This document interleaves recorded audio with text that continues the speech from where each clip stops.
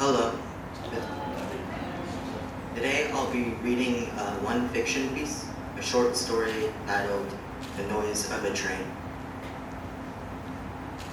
I don't live anywhere near a railroad track, but tonight I can hear the incessant rumbling of a train chugging loudly as if close. The horn of the train blares continually. I haven't heard a train before in all the time I've lived in this house. It's sometime after midnight, though I don't know the exact time. What I do know is that I crawled into bed at 11:50, and I think it's been some 25 minutes since then.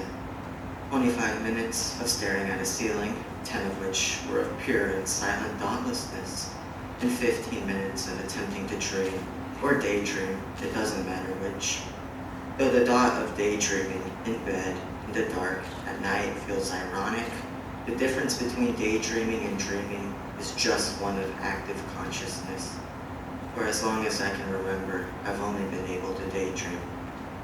The train's horn is still going and feels endless. It's making my stomach turn a little, and though I want to feel like my brain is out of commission, I feel like reality is not with me, and that I have to find it. And though the feeling's coming from the inside of my chest when it should be my brain, I sense that it's a need to move up and out of bed. But I have to take this step by step. My eyes are open, have been open since I first heard the train. I am swaddled under the comforter, but if I lift my body up and the hard part's done. 3 times then, in and out, I breathe deeply and forcefully sit up on the third exhale. Now I look around my room. Moonlight floats and wafts throughout it from the window facing my bed. It seems to move and fog the light as if of air, and through it I can see the outlines of familiar furniture. The cabinet to the left, black and blocky, so black now, it's as if it's fighting the light, and directly in front of me is the window. And when looking in the window, I realize I never thought of the difference between moonlight and sunlight before. To the right are bookcases, and in the corner, a chair on which clothes are piled haphazardly, distastefully. Through the blaring of the train's horn, I think of its uncleanliness, and how it seems to affect the very air. I can get out of bed easily now, because once water starts to flow, it turns into a torrent, so now I move with ease. I have to be careful getting out of bed though, because although I keep the floor around the head clear, around the foot of the bed are bags of snacks and half-empty water bottles. And it has only been recently that I can normally walk around my room in the dark. In the hallways, I still have to hold my hands out like a zombie, step gingerly, and I will feel my heart leap at phantom objects. I walk normally, though, to the window. The air is cool, yet not chilly, and because of the slight humidity, doesn't feel to be in an exact state. As I stare out into the backyard, I press my forearm to the window.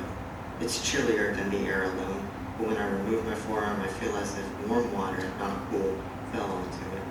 The train's blare is still within listening distance. The backyard seems otherworldly, distinctly different from how it looks in the morning. The straight birch trunk close to the fence seems to have stopped living, it's so still.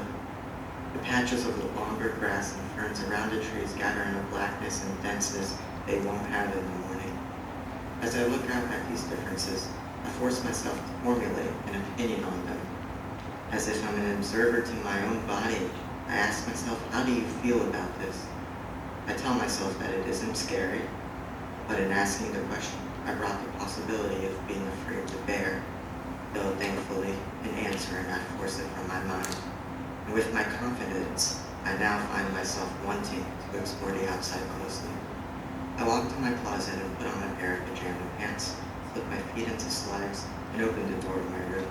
Without a window to illuminate it, the hallway seems imposing, dark, and it feels cold. I walk, arms outstretched like a zombie, towards the stairs, keeping my footsteps light so as not to awake anyone, avoiding the parts I know will creak as I go down. The foot of the stairs lead immediately to the front door, and on an impulse I decide to instead go out to the front yard. I unlock the door, but I don't feel the air rush in like I expected it to. It hasn't rained today, but the air is more humid than I expected. Before stepping out, I assure myself that the door is unlocked and close it fully behind me.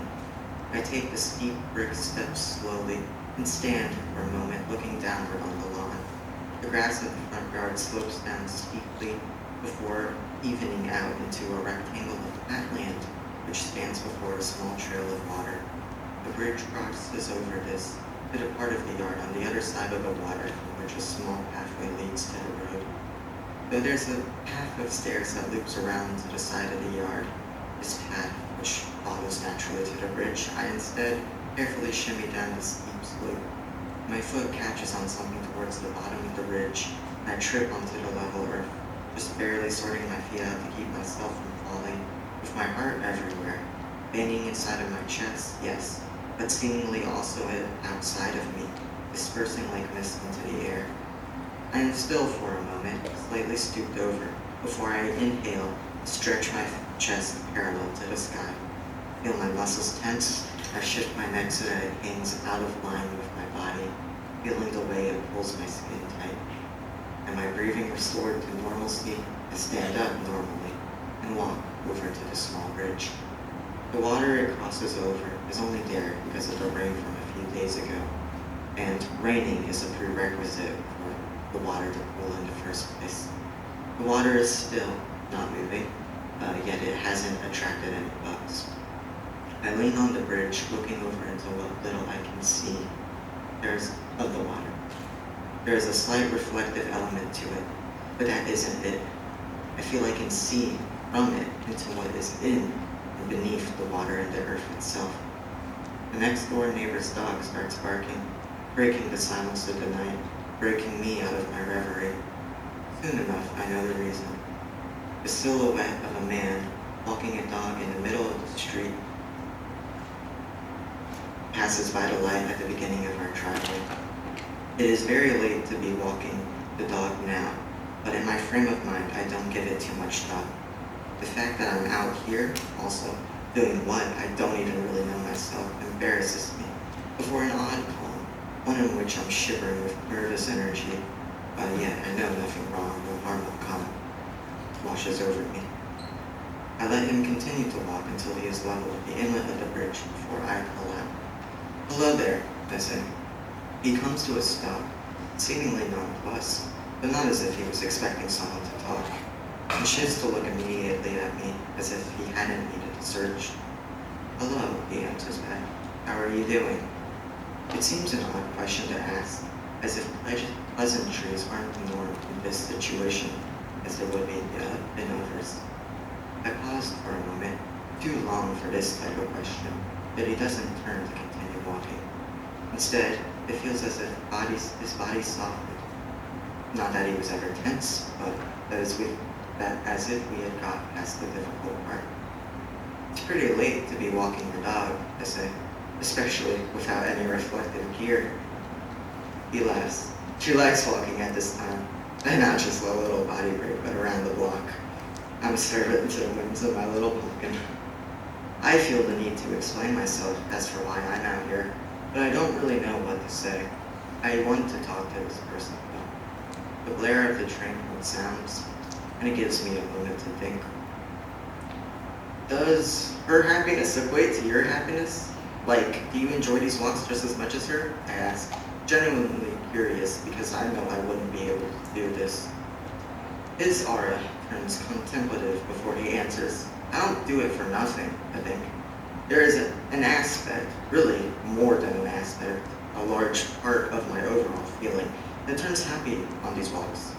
And it's more than just one part of me. There's the surface level happiness of finding a croaking frog, the simple pleasure you get from walking when you want to, and also simply fulfilling a task. But there are also other layers.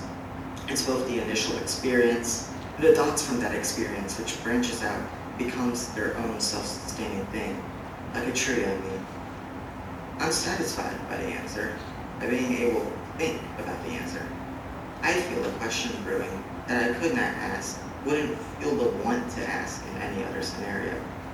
I make sure to ask carefully, knowing how easily the words could be misinterpreted. Do you think that you're special? A pause. A train blares, thankfully. In big terms, like in all of humanity, do you think that every thought you have is actually individual? I can't help but think that every thought I've had has been thought before. He's turned pensive, but doesn't seem to be offended. But those thoughts and this conversation wouldn't happen in this specific moment. You might just be neglecting time and space, which are definitely big term things, he says. I'm not convinced that those individual things matter. It doesn't change the way I feel. I feel in my heart, though, that I've lost the train of thought I had, that I'm just saying things now.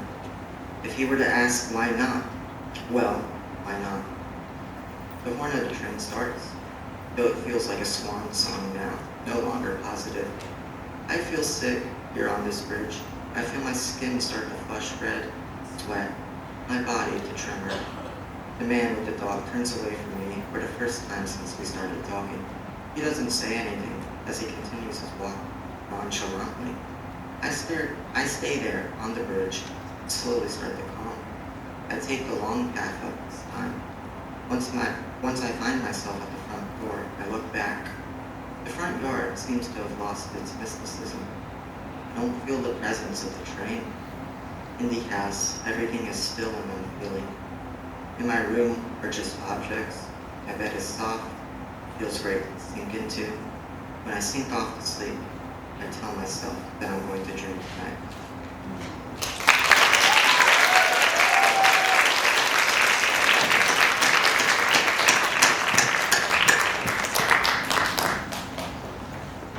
Thank you. Our next senior is Max Bell.